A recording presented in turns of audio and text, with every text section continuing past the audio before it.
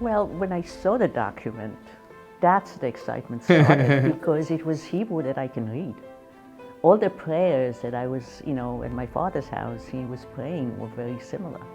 So it was very touching for us that I feel very emotional still that this survived so many years and in Hebrew. Because my parents also spoke the Judaic Hebrew, they wrote Armenian, they didn't write Hebrew, so they had no experience in the Hebrew language. But here we see the Siddur in Hebrew, which was fascinating, and we could read it. So that was very exciting, and also we were so honored that they wanted us to be part of it.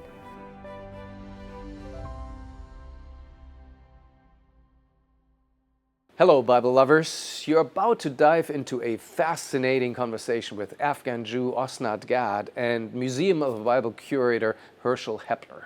We recorded this podcast a few months back. The content is as relevant as ever, but the exhibit we are talking about in this episode, the Afghan Liturgical Choir, ALQ, has since been loaned to the Jewish Theological Seminary in New York City and will return to Museum of the Bible here in Washington, D.C. in 2026. But now you're up for some captivating stories about the oldest Hebrew book with Osnat Gad and Herschel Hepler.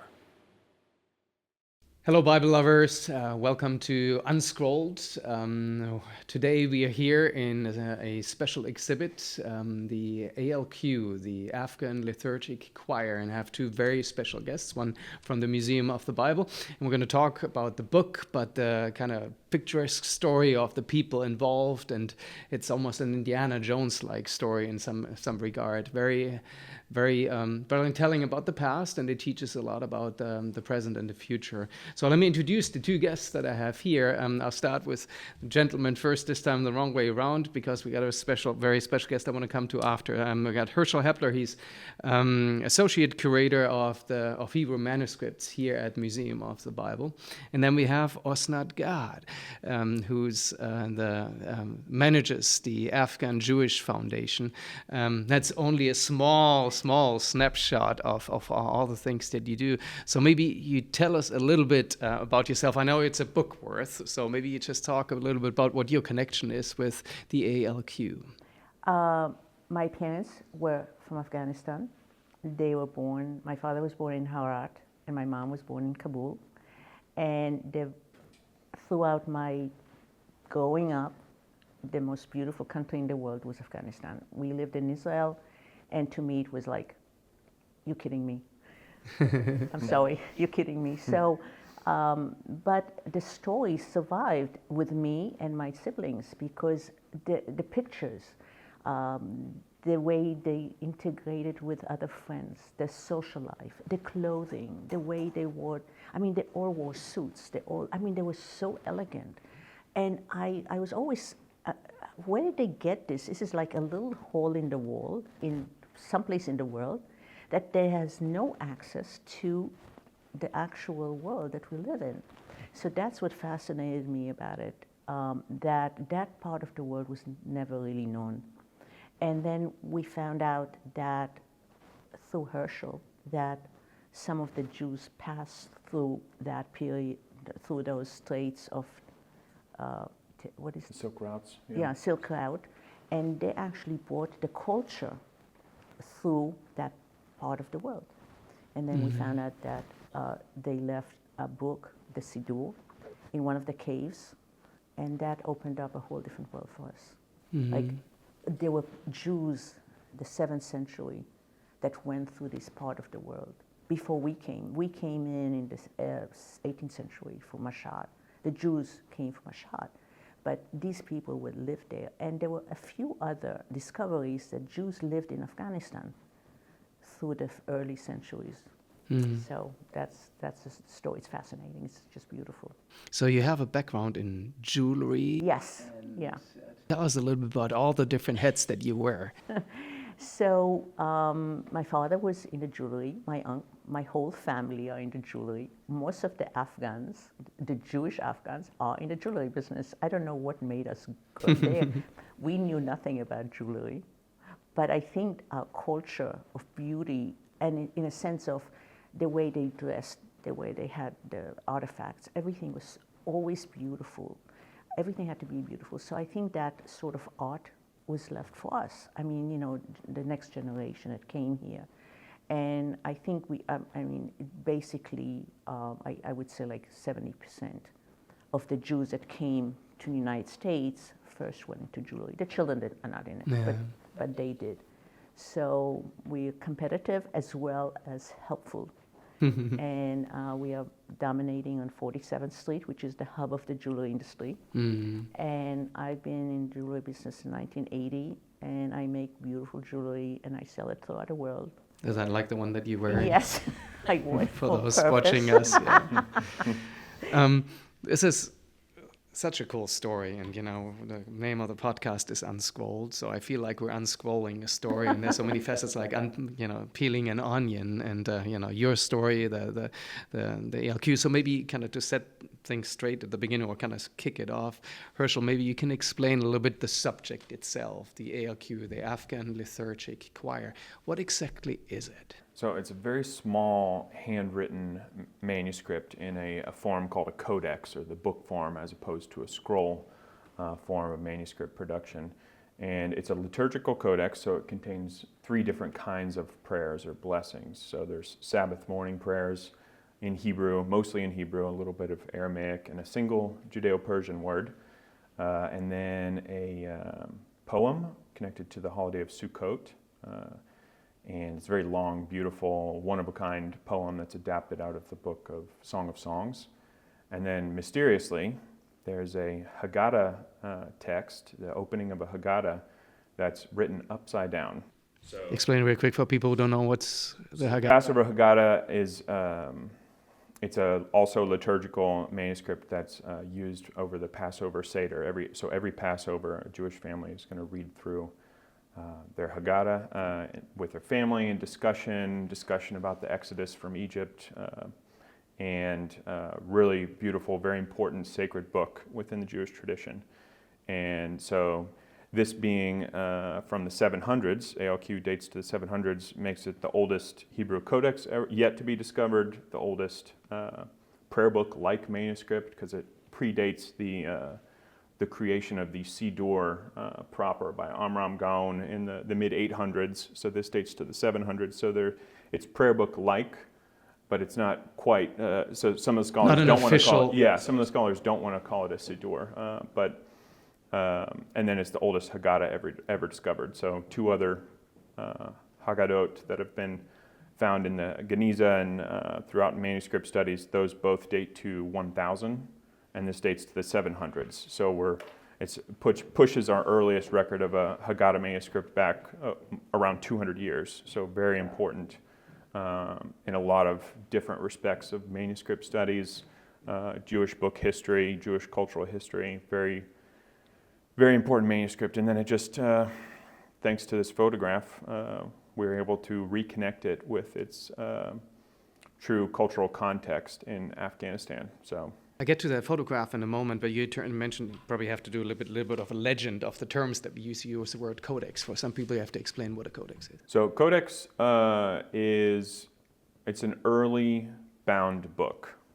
So as opposed to a scroll, which in Hebrew, there's a Hebrew word that can be confusing if you just say book, because a scroll is also a book, and then the Bible is made up of multiple books. So the technical term for this early bound manuscript in book form is a codex. So it's just a more precise term for the form as opposed to a scroll. And the book is tiny, right? It is very small. Is it 4 or 5 inches? It's roughly 5 inches by 5 inches. It's roughly square. It's very similar to the size of a standard bifold wallet. Which leads a little bit to the origin or the purpose of it. Must have been a traveling piece, and it's kind of lead into my next question. Jewish documents you don't necessarily expect coming out of a place that it comes out of Afghanistan, the Silk Road specifically. So why was it discovered? What's the journey? What's our assumptions of the origin of the book?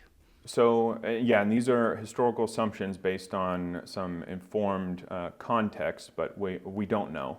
All we know is there's a single Judeo-Persian word, in the manuscript and some Aramaic, but mostly Hebrew. But that Judeo-Persian word, which translates roughly to until, letting the reader know that they need to finish this given psalm until the end.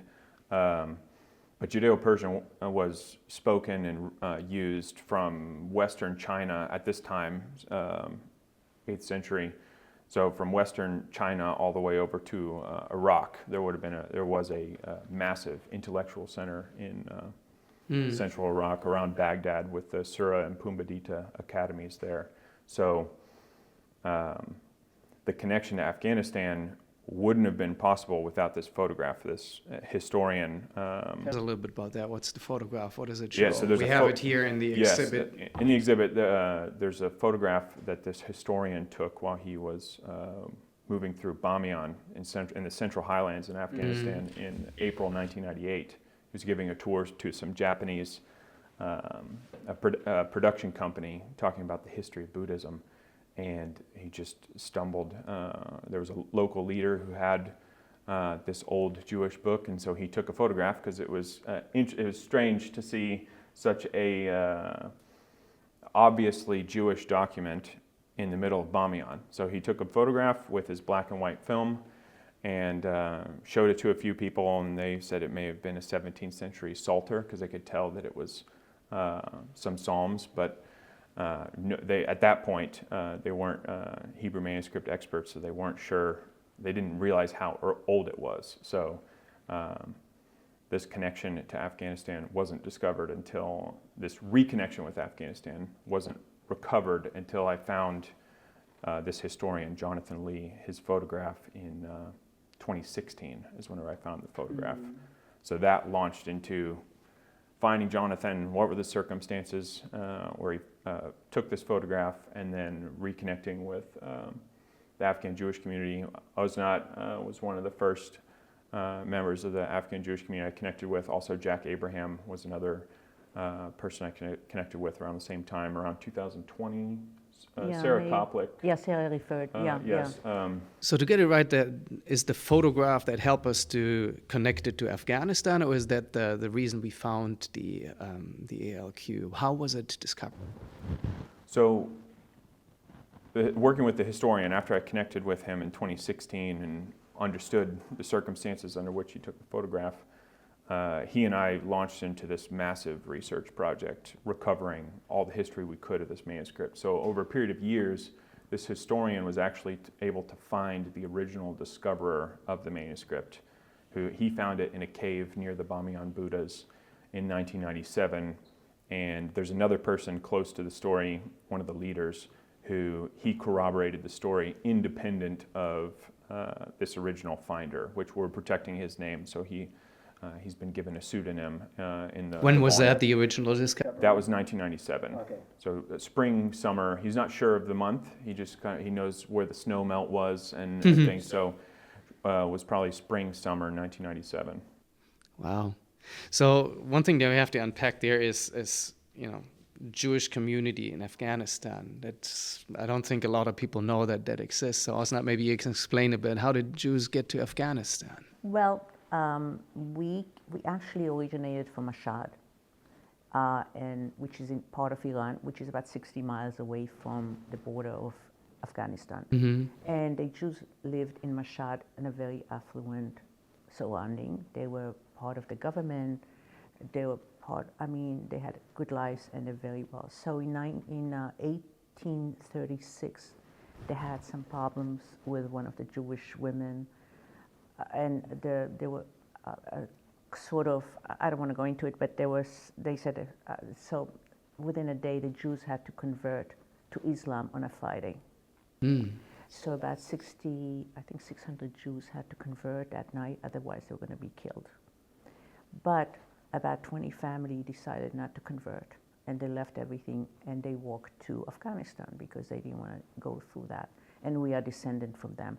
Not only they walked to Afghanistan, they also walked to Bukhara, they went to different parts of Russia, but they just left Mashhad because they didn't want to convert. So we lived in Afghanistan since 1836, but apparently there were other Jews living there from Nasir Shah, who was the ruler of Iran, in the 16th century. I was trying to remember. You'll all know the dates. better than I do. Yeah. Mm. And he also sent many Jews to Herat for trade. And that Nasir Shah, who was the president, who was actually the ruler of, and he also went to Delhi. He got all the wealth from the Mongolian mine in Delhi. I mean, the 7 diamonds that are the most important diamonds in the world come from Nasir Shah. He actually took it as a winning award from the war in India, and he brought them to Iran. So the diamond in the Queen Elizabeth crown, the Queen of Iran, all those rare diamonds, there were 7 of them, and all those rare diamonds were taken from Delhi and brought to Iran. So what did Nasir Shah do when he came back? He decided to bring 40 families, Jewish families from all Iran, to guard it. He only trusted the Jews to guard them. So we are the Jews, from the Mashhad Jews. They came, he brought all the 40 families to Mashhad to guard his wealth. Oh, wow. And so they lived in a very affluent, they were like doctors and, because the Jewish people always learn and they educate the children to excel. So, and we are the Jews that came from that area. So we came much later, but there were other Jews. But there were no, in the history book, we don't know. There's a passage in the history books that for 300 years after the Mongol conquered Afghanistan, there were no Jews in Afghanistan, but they were. So the history is very vague. But your relationship with, other than what you described there in Afghanistan itself, with the Muslim community was very cordial over time. It was right? a very, very, very a good relationship. The Pashtun actually believe that they are part of the Jewish heritage. They believe they are part of the Bnei Israel. They very strongly believe there's a very, it was surprising to me as well, because we as Israelis and Jews don't recognize any Bnei Israel who were the exiles Jews out of Israel before the Judea Jews were exiled. I mean, it's a very long story. I don't want to go through that. So, so Afghan, the name Afghan is actually derived from the son of Saul, King Saul. He was their leader. So they have books testifying, and they believe that they are Jews. But they're Muslim, of course. But they believe the descendant. It's in the books. If you Google it, you'll find that.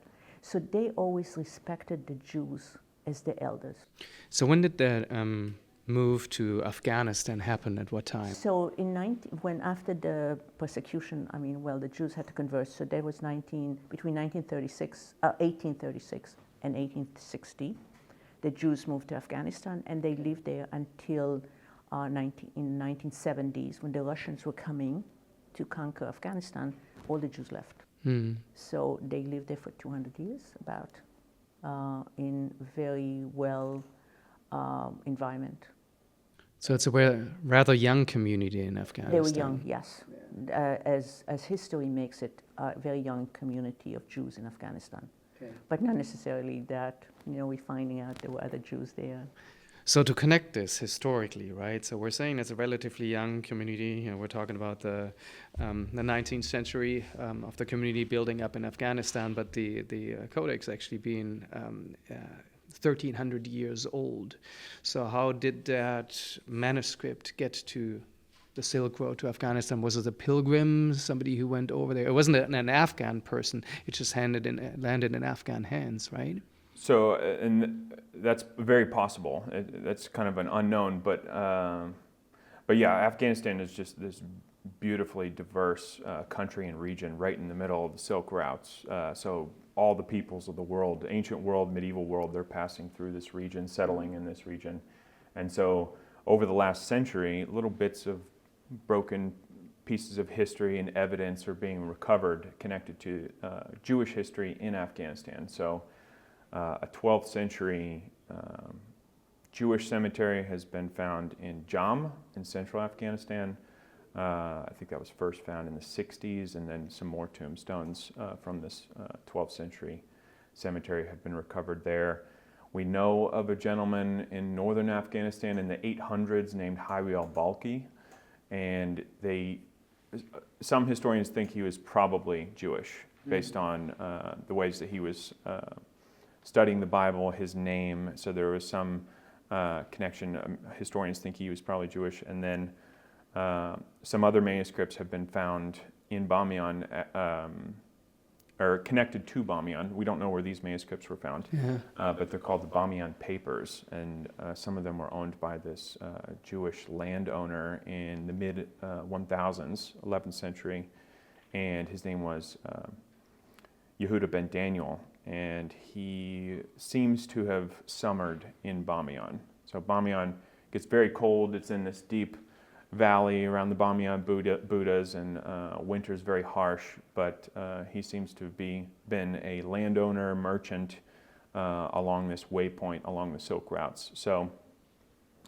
Jews, Christians, Zoroastrians, Muslims, Sikh, they're all traveling these Silk roads.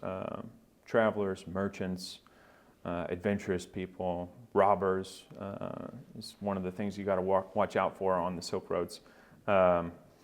And so this is why little pieces, some Judeo-Persian manuscripts have been found along the Silk roads. So Judeo-Persian manuscript, a letter from the 790s thereabout. It was found in Khotan in Western China about 100 years ago, and another Hebrew manuscript was found in Dunhuang, China, about 100 years ago as well. That dates to the 800s. So some pretty interesting, there aren't that many, but there have been some really fascinating Jewish cultural items, material culture, Hebrew manuscripts, Judeo-Persian manuscripts recovered along the Silk routes in Central Asia. So you mentioned the original discoverer. We keep the name private. We keep it kept so to protect the person. It's not a good time right now for any religious sites or artifacts in Afghanistan to be discovered. So I think there had to be a lot of caution around this document to make sure that it doesn't get destroyed. How has that been done? Who did you work together to get the document out? Who purchased it? Maybe you unravel that story a little bit from the discovery to it landing here in Washington, D.C. So it was purchased from an Israeli dealer by Hobby Lobby in summer 2013, and then it was displayed in Israel for a few weeks in 2014, and then donated to Museum of the Bible in 2015. So after some provenance research and paleography study, I found this photograph in April 2016, and as soon as we found it, there's some Jewish culture that's from Iran that in the 90s was found in Afghanistan, but we know it's from Iran because the Jewish material culture has an Iranian city written on it as dedicating a synagogue in the 1800s. So we know that was in Iran, but it was found in Afghanistan in the 90s and 2000s, so it's probably being smuggled on its way to Pakistan, the Peshawar markets there. So we wanted to research this manuscript as much as possible to solidify as much as we could the likelihood of its connection to Afghanistan. And then in 2018 and 2019, we really connected with the now former Islamic Republic of Afghanistan government, and the Afghan Jewish community worked with a lot of leaders in the Afghan Jewish community like Osnat Gad, and created this multicultural partnership. It's based on a human rights-based approach to cultural heritage. So, and Afghanistan was, the leaders from Afghanistan, the officials involved in this project were just unbelievably kind and recognizing the rights of Afghan Jews, no longer in the country, but kind of reaching across borders and cultures to ensure that Afghan Jews and the wider Jewish world had safe access to this book. Yeah, there's often the fear, obviously, that people find something, take it out of the country, basically steal it and put it somewhere either in private or possession or whatever else. But I think there was a very conscious effort here to work with the different parties involved, right? That's right. Yeah. Yeah. So the bringing together of officials from Afghanistan and the Afghan Jewish community and the Museum of the Bible to create this partnership is central to this whole thing. It was the core of this project. So Osnat, when you heard about this document, what were your first thoughts? They didn't write Hebrew, so they had no experience in the Hebrew language. But here we see the Siddur in Hebrew, which was fascinating, and we could read it.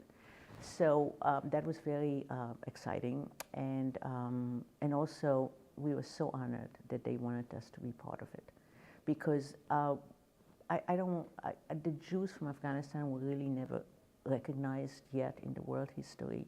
I mean, as Herschel said, many Jews traveled through that area, they lived there, but there's no real evidence that Jews lived in Afghanistan throughout the 2,000 years. So now I'm very happy and excited that my children and my grandchildren, the future Jews, know that Jews lived in Afghanistan. I think that was the main purpose of this thing, because even though we're Jews, but still our heritage, the country that my parents were born and raised and loved, is so important to be recognized. They had a good life, and that was very important to them, that they always instilled us that it was a good place for them. So very honored. Thank you very much for giving us this opportunity. And they're going to be giving us a book, and we're going to give it to JTS as a loan. JTS? Yeah. Jewish Theological Seminary. Yeah, because we don't have a place to actually, place it, and we want it to be exposed to people that go to that museum in New York. And then after 2 or 3 years, we probably will send it to Israel to be in a museum. So we just want everybody to see it. It's so important. So Osnat's referring to replicas of the ALQ Yes, are I'm being sorry. given. They're being given to 3 representative institutions of Afghan Jews, and then in the future, when the time is appropriate, 3 replicas will be given to 3 Afghanistan institutions, so connected to the people of Afghanistan. So just ensuring as much access and connection to this story, different places around the world, and all the people involved. Typically what you want to do is you want to bring an artifact that you discover back to its place of origin, and that's not an option right now, obviously, because it would mean its destruction. So what's going to happen with the original? So for the foreseeable future, this partnership, which sadly we're not quite able to discuss every detail because of the events of August 2021, but Museum of the Bible will continue to be the custodian of the manuscript on behalf of Afghan Jews and the Afghanistan officials involved, ensuring access for everyone here in DC and the Afghan Jewish community through the Afghan Jewish Foundation, the American Sephardi Federation, and Congregation Anshe Shalom of Jamaica Estates will have a lot of agency over how this manuscript is displayed, discussed, places it may be displayed within the United States and Canada for the foreseeable future. As we've discussed in our partnership, for now it won't get on a plane. So right now it's not going to travel internationally except for maybe Toronto, Canada. But So if you want to see it, you got to come here. Yes. Yes, for now. So as a journalist by trade and a marketeer, I always ask the question, so what's the hook? What's the story, right? So I get it, if you're an archaeologist, you kind of understand the intricacies of the discovery and the relevance of the artifact itself. If you're an Afghan, obviously it has a huge relevance, specifically if you're a Jew. If you're a historian, you see this. But for the general public, I was just wondering, so what is it that would somebody draw to this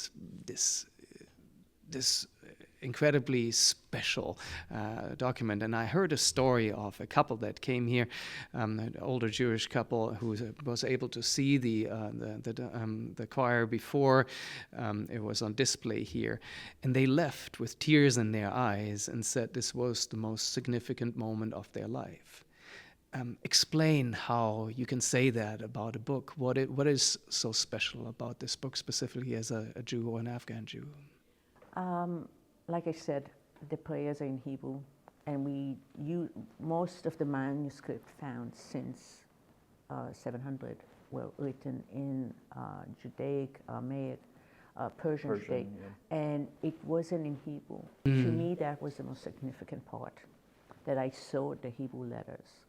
And you were talking about what is the significance of this book from Afghanistan. So we've been in war with Afghanistan for over 20 years. And United States, which I love, which is my country, spent lives and millions of people in Afghanistan. And we don't have that relationship anymore, which is very sad. But I have to tell a story. Can I tell a story? Please, that's what we're here for. So we have a relationship with one of a man in Afghanistan, in Herat, that actually restored a Jewish cemetery about 10 years ago for us. And I can't say his name because of we don't want him to get hurt. And he sent me last week pictures of Taliban restoring a Jewish synagogue in Herat with the Jewish words, with the Jewish plaques. They restored it, and it's so beautiful. And I sent it to Herschel, and I said, Yeah, he showed these me. are Talibans. These, according to what we know, they don't like Jews. They don't like the world, or they don't like modern. They don't like Buddhists. They don't like any religion. They are so centered with their own religion. Yeah. And how come this is happening? So how? This is it.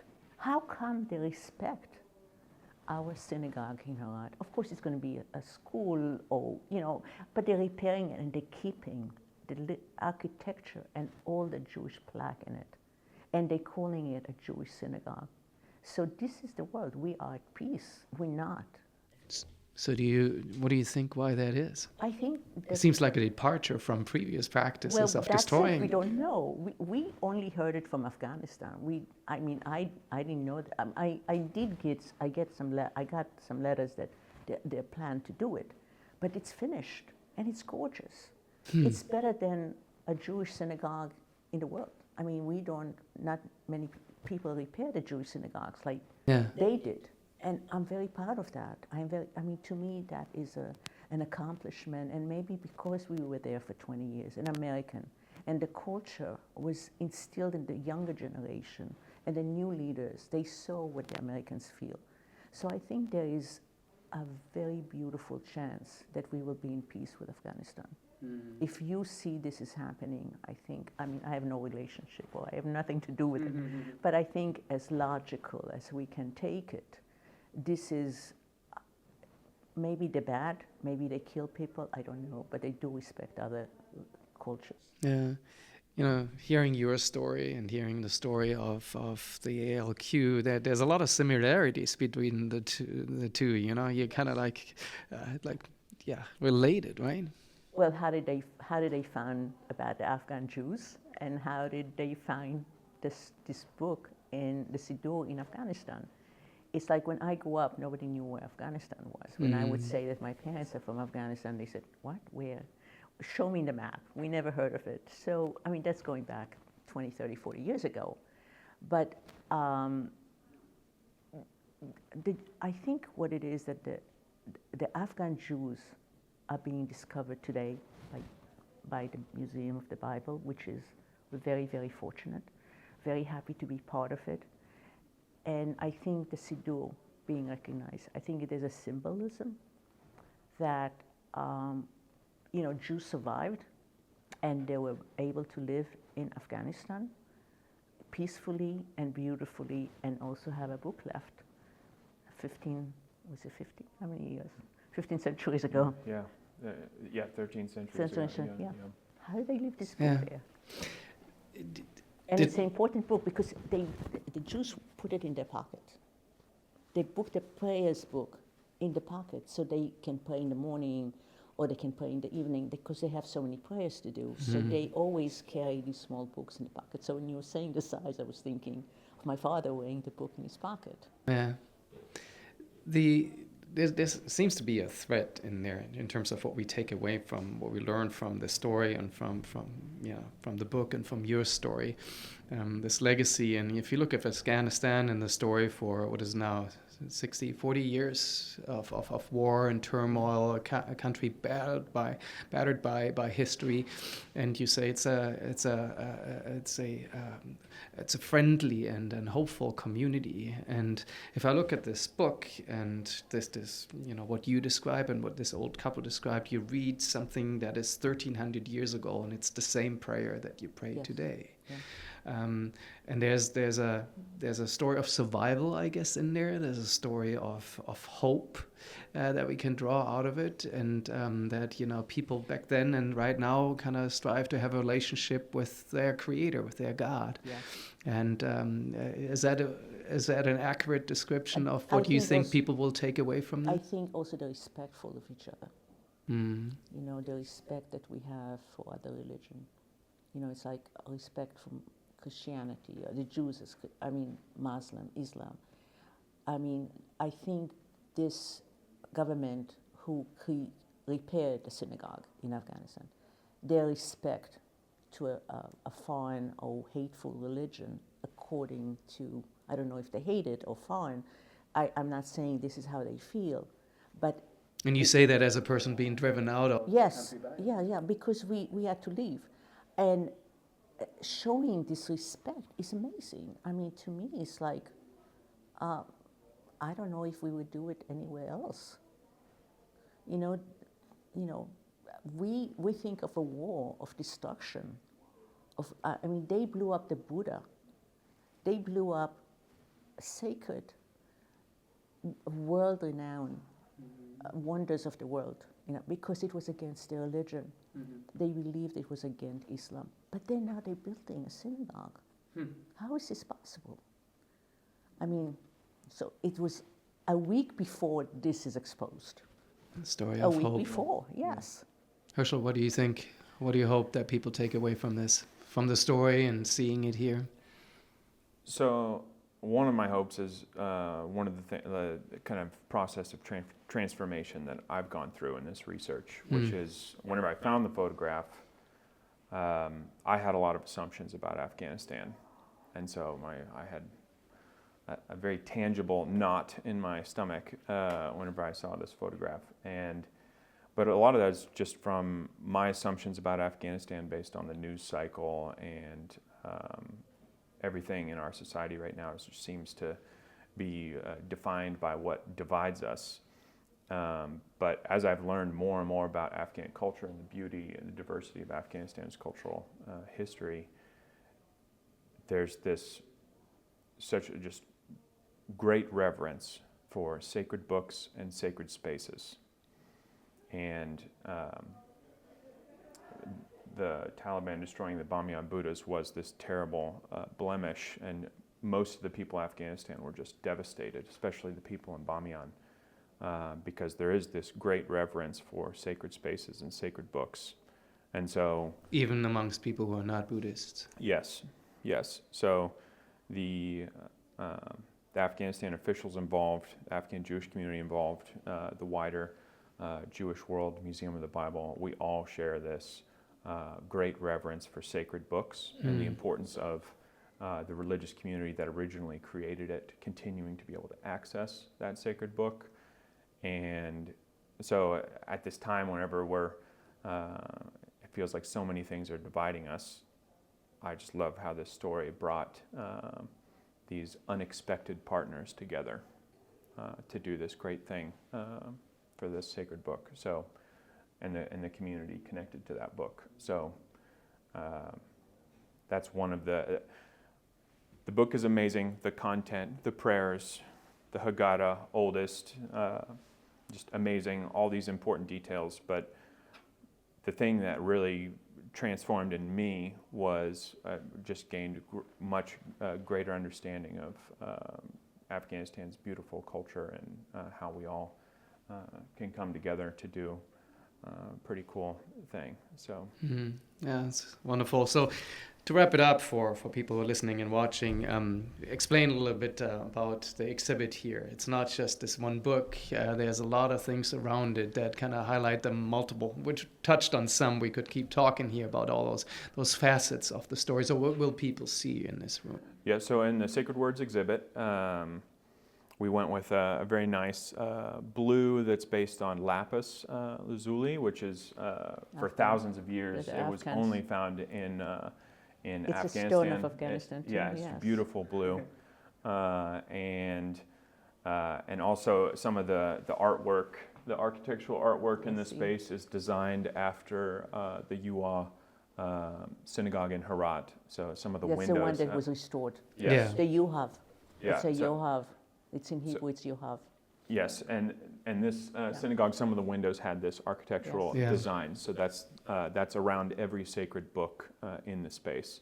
So in the center of the gallery, you can see the ALQ and walk around it and see all the different aspects of it. It's open to the page where all three languages are represented. So 99% of the book is in Hebrew. There's a little bit of Aramaic here and there, and then this one page, the one folio that it's displayed on, has the one Judeo-Persian word in it. And then around the ALQ, there are a few other sacred books and artifacts that give a little more context to its history and importance. So ALQ being now the oldest Hebrew codex, the previous oldest Hebrew codex dating to 841 that Judith Schlanger recently rediscovered from its colophon last year. A couple pages from that manuscript called, she's dubbed it MSA. So that manuscript, several pages displayed here. Yes, on loan from JTS. A Siddur from Sadia Gaon's system, his format, and the rite that he designed in the 900s. There's an early example of that Siddur from Sadia here. The previous oldest Haggadah manuscript, dating to about 1000, also on loan from JTS, is here. The beautiful Prado Haggadah, circa 1300, Spanish Haggadah, beautifully illuminated, is here from JTS. And then the ALQ, there's a kind of term in cultural heritage thought called an ambassador object, where a cultural heritage object serves this diplomatic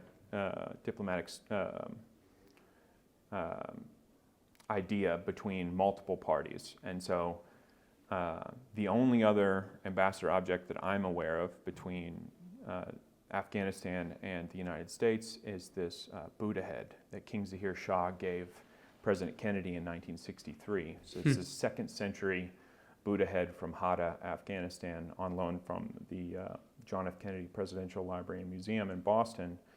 And so I believe the only two ambassador objects between institutions in the United States and Afghanistan are on display in this gallery too. So we have this Buddha head and the ALQ, and that juxtaposition also just showing the diversity of Afghanistan. All the peoples of the world are just moving through this region. And so I like to imagine Kennedy being shocked maybe whenever the king gave him a Buddha head. I searched, honor. yes, it's a very excellent gift, I think. We didn't shock anybody with a choir. Right, yeah. So yeah, ambassador objects take on different kinds of diplomatic ideas or principles, and so these are different kind of diplomatic principles that they're following, but they both fit into this term ambassador object. That's cool. The ALQ and the Buddha head. Thank you both. Thank you know, so this much could for have been a your- very academic conversation about, you wouldn't have let that happen, but but you made it come alive. And I'm still amazed by the story, all the facets. And the age of it, the survival character of it, the hope that's in it, specifically with a story that you shared about the Taliban doing this unimaginable thing there. So, will that be added to the exhibit here, maybe as a glimpse of hope? Well, whenever this exhibit goes to JTS in New York this coming March before Passover, there may be additional photographs and things to discuss. There's a great book on Afghanistan culture called No Good Men Among the Living. And that was very helpful for me to see, like, okay, Afghanistan is much more complicated than I thought. And so, the Taliban being a part of this restoration of the synagogue in Herat it's another example of the world is more complicated than we had expected. And so we have these consistent reminders like No that. good man amongst the living. So Yeah. we'll put that in the show notes so people Yes, can look it's it from up. it's from a saying in the region in Afghanistan. No good men among the living, no bad men among the dead. Okay. And it's probably much nicer, like much more poetic in the Persian. But so. Well, again, thank you so much. Thanks for your story, for what you poured into this, and thanks for your passion, Herschel. It kind of bursts out of what you're saying. So thanks for that. Absolutely. Well, everybody, if you want to come to DC, it's going to be here on display until January, end of January, right? January 12th. And then it's going to be in New York. So come here. If you want to check out more about the exhibit, go to museumofthebible.org/ALQ, and you can find more about it. But best way, obviously, is to come here and see it. So until next time, Bible lovers. Thank you so much for tuning in. If you liked this conversation, if you learned something new, then share it with your family and friends, or leave us a review so more people can find out about the history, narrative, and impact of the Bible. Be sure to follow us here or on your social media platform of choice. See or hear you next time on Unscrolled.